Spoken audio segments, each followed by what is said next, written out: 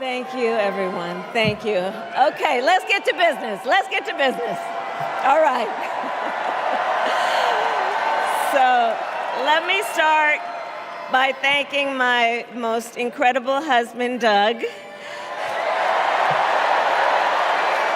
for being an incredible partner to me, an incredible father to Cole and Ella, and happy anniversary, Dougie. I love you so very much. To our President, Joe Biden. When I think about the path that we have traveled together, Joe, I am filled with gratitude. Your record is extraordinary, as history will show, and your character is inspiring.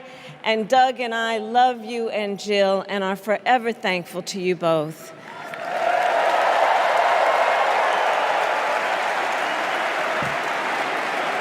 And to Coach Tim Walz,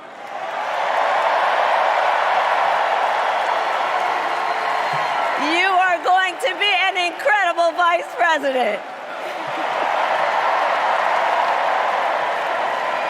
And to the delegates and everyone who has put your faith in our campaign, your support is humbling. So, America, the path that led me here in recent weeks was no doubt unexpected. But I'm no stranger to unlikely journeys. So, my mother, our mother, Kamala Harris, had one of her own. And I miss her every day, and especially right now. And I know she's looking down smiling. I know that. So my mother was 19 when she crossed the world alone, traveling from India to California with an unshakable dream to be the scientist who would cure breast cancer. When she finished school, she was supposed to return home to a traditional arranged marriage. But as fate would have it, she met my father, Donald Harris, a student from Jamaica. They fell in love and got married, and that act of self-determination made my sister Maya and me. Growing up, we moved a lot. I will always remember that big Mayflower truck packed with all our belongings, ready to go to Illinois, to Wisconsin, and wherever our parents' jobs took us. My early memories of our parents together are very joyful ones. A home filled with laughter and music, Aretha, Coltrane, and Miles. At the park, my mother would say, "Stay close." But my father would say, as he smiled, "Run, Kamala, run. Don't be afraid. Don't let anything stop you."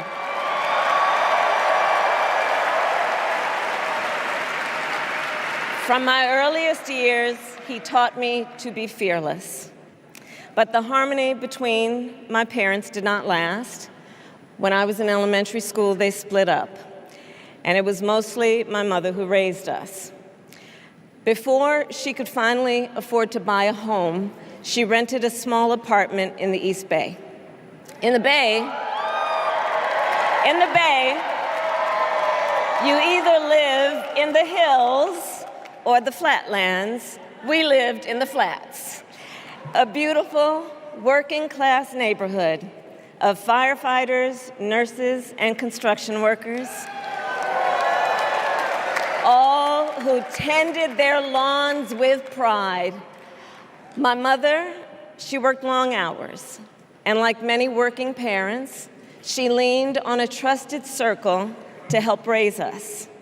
Mrs. Shelton, who ran the daycare below us and became a second mother.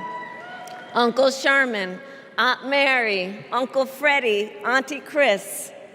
None of them family by blood, and all of them family by love.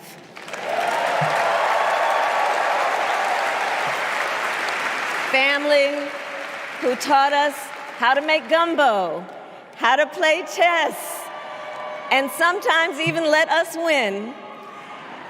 Family who loved us, believed in us, and told us we could be anything and do anything.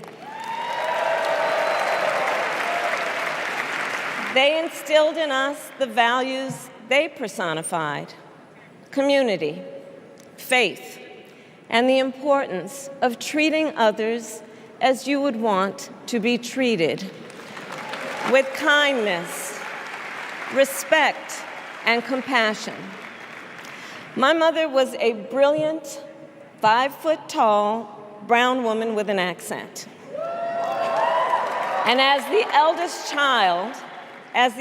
child, I saw how the world would sometimes treat her. But my mother never lost her cool. She was tough, courageous, a trailblazer in the fight for women's health, and she taught Maya and me a lesson that Michelle mentioned the other night. She taught us to never complain about injustice, but do something about it.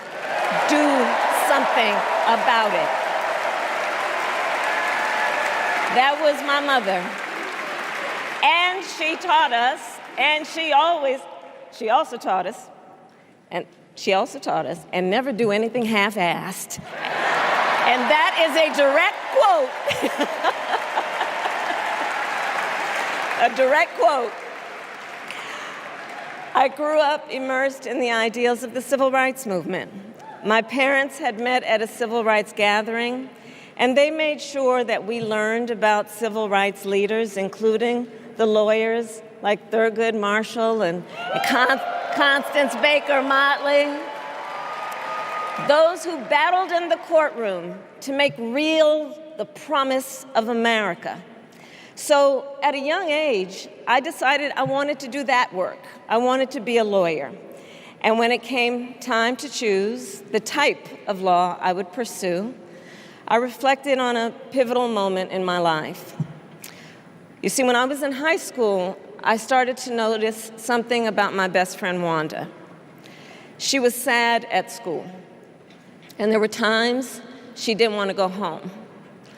So one day I asked if everything was all right, and she confided in me that she was being sexually abused by her stepfather. And I immediately told her she had to come stay with us, and she did.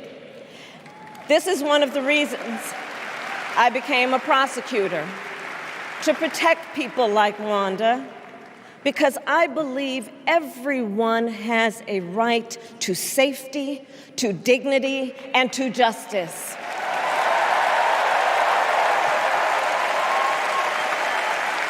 As a prosecutor, when I had a case, I charged it not in the name of the victim, but in the name of the people. For a simple reason. In our system of justice, a harm against any one of us is a harm against all of us.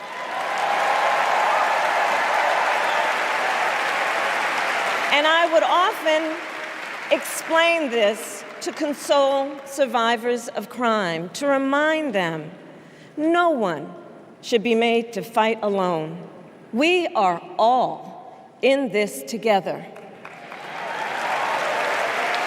And every day, in the courtroom, I stood proudly before a judge, and I said 5 words: Kamala Harris for the people.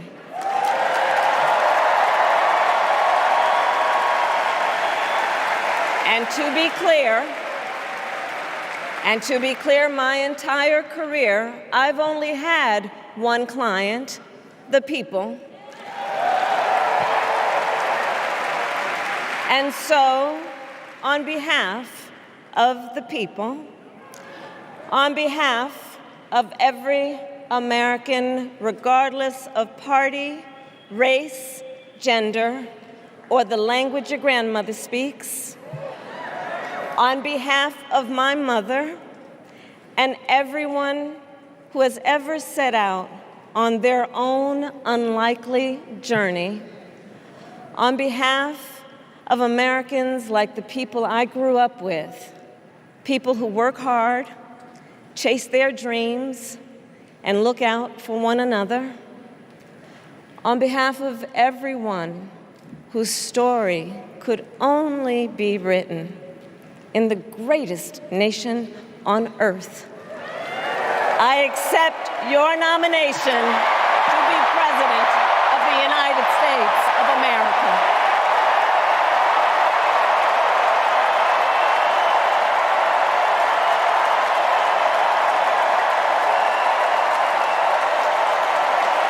And with this election,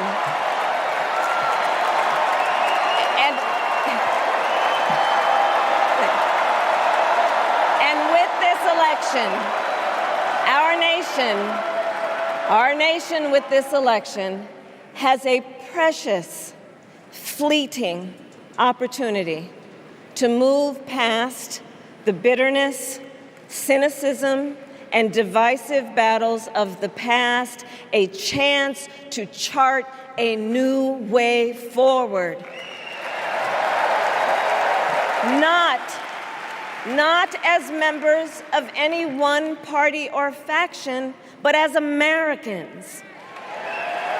And let me say, I know there are people of various political views watching tonight, and I want you to know, I promise to be a president for all Americans. You can always trust me to put country above party and self, to hold sacred America's fundamental principles, from the rule of law to free and fair elections to the peaceful transfer of power.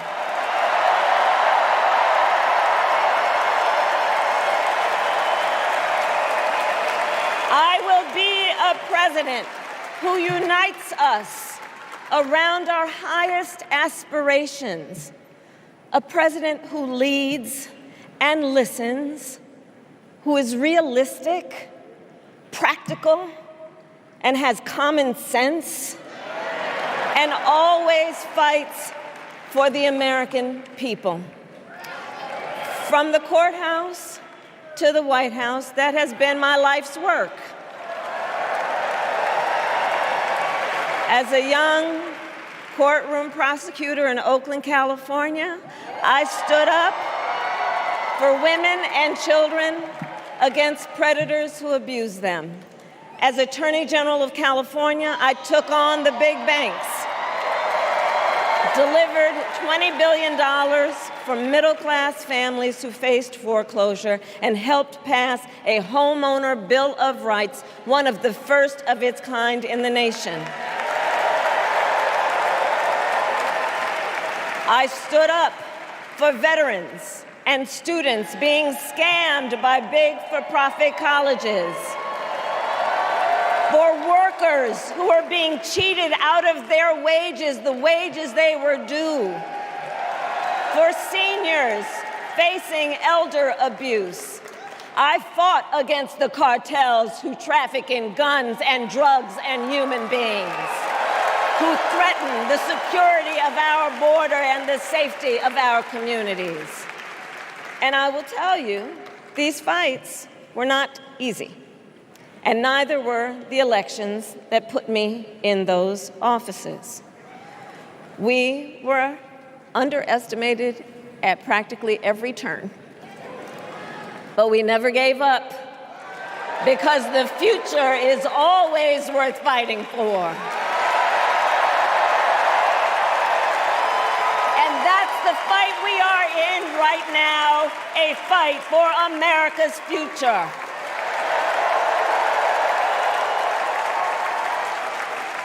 Fellow Americans, this election is not only the most important of our lives, it is one of the most important in the life of our nation.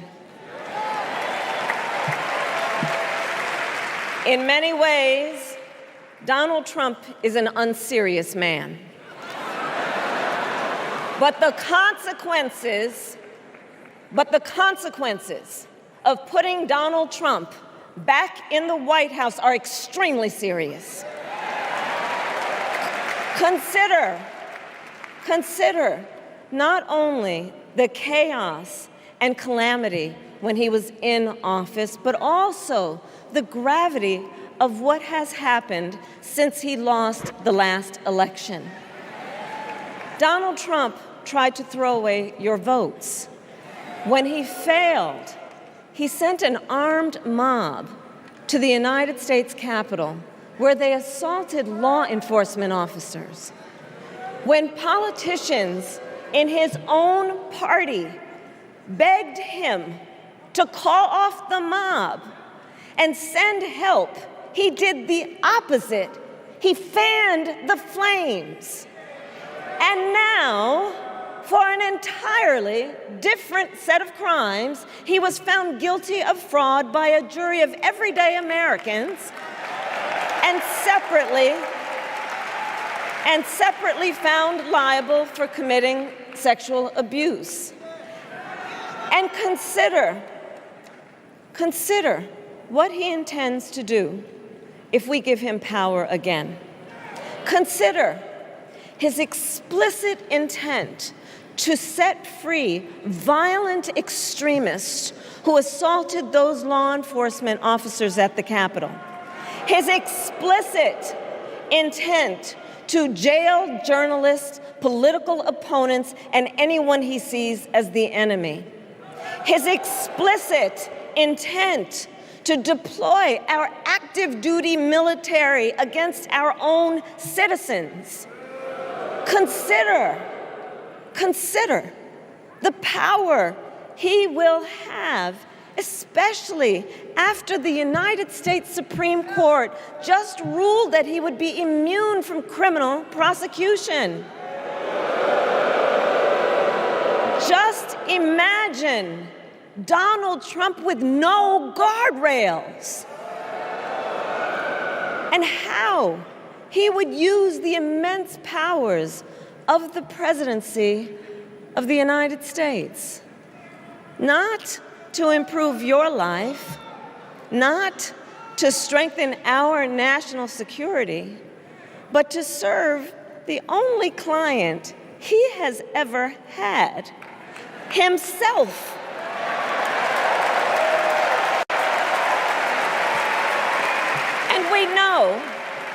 And we know what a second Trump term would look like. It's all laid out in Project 2025, written by his closest advisors, and its sum total is to pull our country back to the past. But America, we are not going back. We are not going back. We are not going back. We are not going back to when Donald Trump tried to cut Social Security and Medicare. We are not going back to when he tried to get rid of the Affordable Care Act, when insurance companies could deny people with pre-existing conditions. We are not going to let him eliminate the Department of Education that funds our public schools. We are not going to let him end programs like Head Start that provide preschool and childcare for our children. America, we are not going back.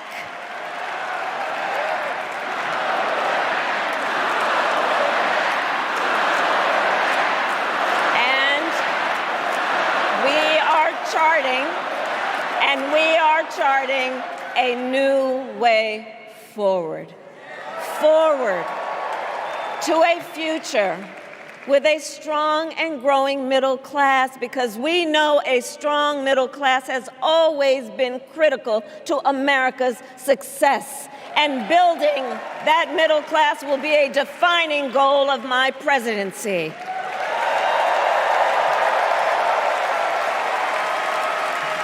And I'll tell you, this is personal for me. The middle class is where I come from. My mother kept a strict budget. We lived within our means, yet we wanted for little. And she expected us to make the most of the opportunities that were available to us and to be grateful for them. Because, as she taught us, opportunity is not available to everyone. That's why we will create what I call an opportunity economy where everyone has the chance to compete and a chance to succeed. Whether you live in a rural area, small town, or big city. And as president, I will bring together labor and workers and small business owners and entrepreneurs and American companies to create jobs, to grow our economy, and to lower the cost of everyday needs like health care and housing and groceries. We will provide access to capital for small business owners and entrepreneurs and founders. And we will end America's housing shortage and protect Social Security and Medicare. Now compare that to Donald Trump, because I think everyone here knows he doesn't actually fight for the middle class. He doesn't actually fight for the middle class. Instead, he fights for himself and his billionaire friends. And he will give them another round of tax breaks that will add up to $5 trillion to the national debt. And all the while, he intends to enact what in effect is a national sales tax, call it a Trump tax, that would raise prices on middle-class families by almost $4,000 a year. Well, instead of a Trump tax hike, we will pass a middle-class tax cut that will benefit more than 100 million Americans.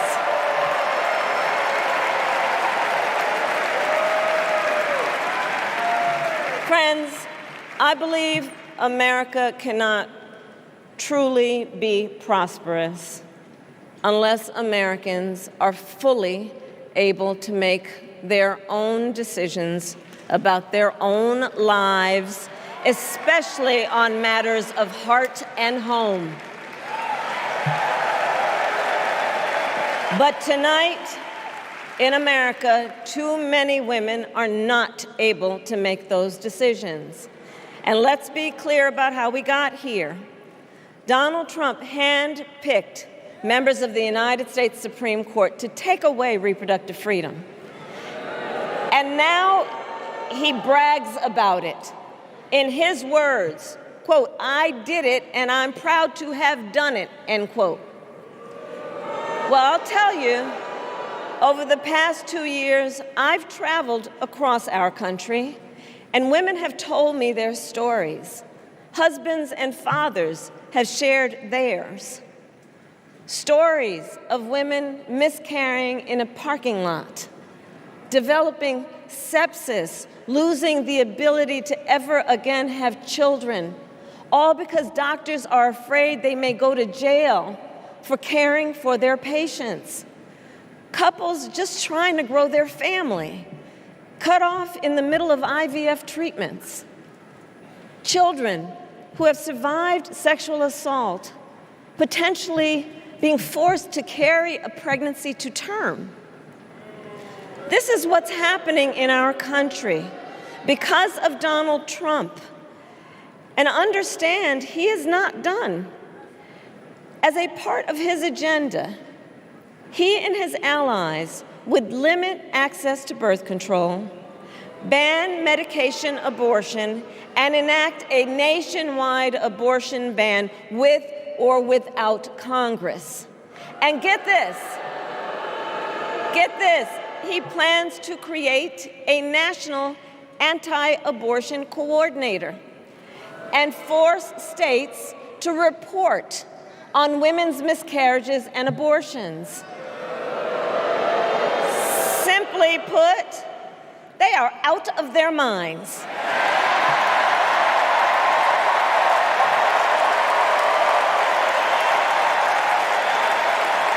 And one must asked, why exactly is it that they don't trust women?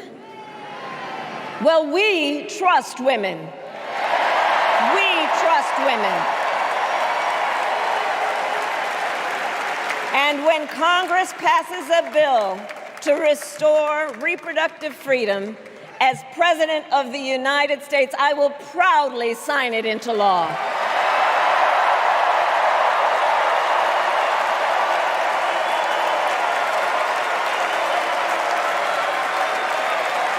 In this election, many other fundamental freedoms are at stake. The freedom to live safe from gun violence in our schools, communities, and places of worship. The freedom to love who you love openly and with pride.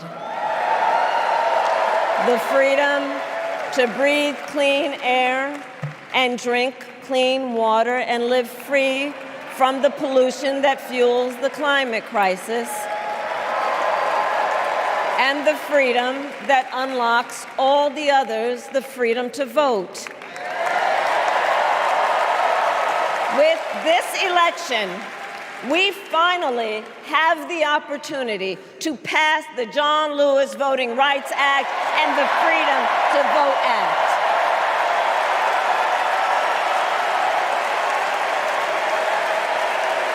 And let me be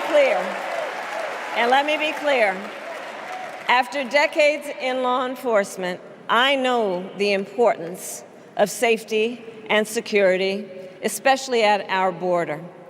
Last year, Joe and I brought together Democrats and conservative Republicans to write the strongest border bill in decades. The Border Patrol endorsed it. But Donald Trump believes a border deal would hurt his campaign. So he ordered his allies in Congress to kill the deal. Well, I refuse to play politics with our security. And here is my pledge to you. As president, I will bring back the bipartisan border security bill that he killed, and I will sign it into law. I know we can live up to our proud heritage as a nation of immigrants and reform our broken immigration system. We can create an earned pathway to citizenship and secure our border.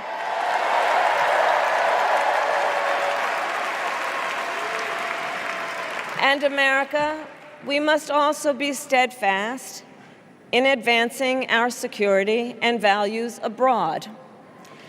As Vice President, I have confronted threats to our security, negotiated with foreign leaders, strengthened our alliances, and engaged with our brave troops overseas.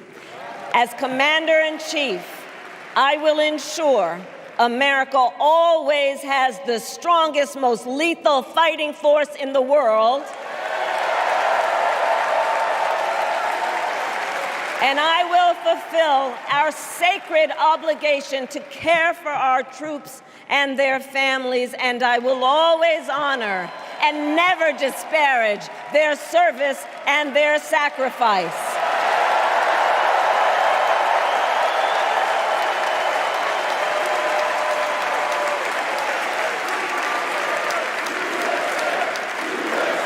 I will make sure that we lead the world into the future on space and artificial intelligence, that America, not China, wins the competition for the 21st century, and that we strengthen, not abdicate, our global leadership. Trump, on the other hand, threatened to abandon NATO. He encouraged Putin to invade our allies, said Russia could, quote, do whatever the hell they want. 5 days before Russia attacked Ukraine, I met with President Zelensky to warn him about Russia's plan to invade. I helped mobilize a global response, over 50 countries, to defend against Putin's aggression. And as President, I will stand strong with Ukraine and our NATO allies.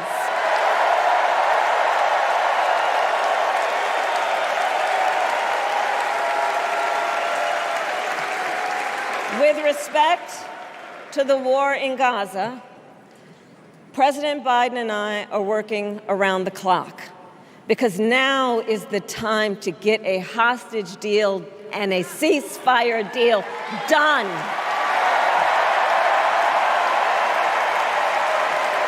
And let me be clear, I will always stand up for Israel's right to defend itself, and I will always ensure Israel has the ability to defend itself, because the people of Israel must never again face the horror that a terrorist organization called Hamas caused on October 7, including unspeakable sexual violence and the massacre of young people at a music festival. At the same time, what has happened in Gaza over the past 10 months is devastating. So many innocent lives lost. Desperate, hungry people fleeing for safety over and over again. The scale of suffering is heartbreaking. President Biden and I are working to end this war such that Israel is secure, the hostages are released, the suffering in Gaza ends, and the Palestinian people can realize their right to dignity, security, freedom, and self-determination.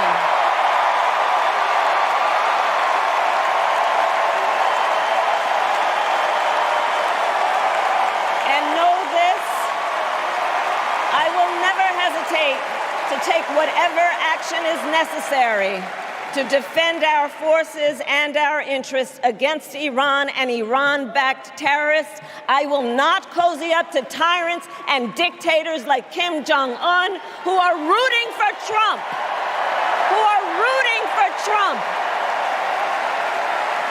Because, they know he is easy to manipulate with flattery and favors. They know Trump won't hold autocrats accountable because he wants to be an autocrat himself. And as president, I will never waver in defense of America's security and ideals, because in the enduring struggle between democracy and tyranny, I know where I stand and I know where the United States belongs.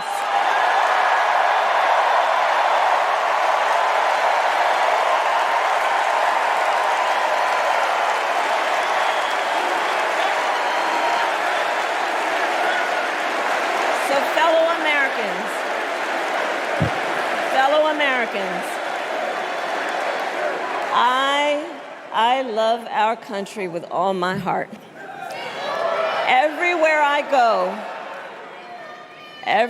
go, in everyone I meet, I see a nation that is ready to move forward, ready for the next step in the incredible journey that is America.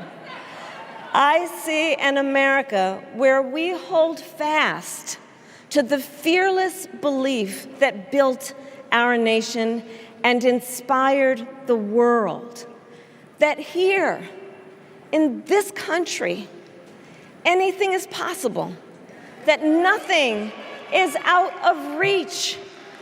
An America where we care for one another, look out for one another, and recognize that we have so much more in common than what separates us. That none of us has to fail for all of us to succeed. And that in unity there is strength. Our opponents in this race are out there every day denigrating America, talking about how terrible everything is. Well, my mother had another lesson she used to teach. Never let anyone tell you who you are. You show them who you are. America, let us show each other and the world who we are and what we stand for. Freedom, opportunity, compassion, dignity, fairness, and endless possibilities.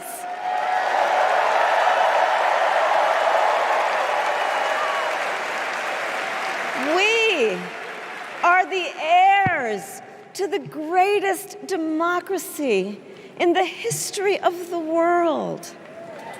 And on behalf of our children and our grandchildren and all those who sacrificed so dearly for our freedom and liberty, we must be worthy of this moment. It is now our turn to do what generations before us have done, guided by optimism and faith, to fight for this country we love, to fight for the ideals we cherish, and to uphold the awesome responsibility that comes with the greatest privilege on earth, the privilege and pride of being an American.